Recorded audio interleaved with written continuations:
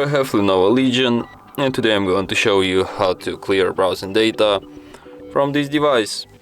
So firstly you have to open your internet browser, then tap here, go to its history section, tap clear browsing data, then select time range for which you want to delete your history. It could be last hour, last day, last week, last month, or all time.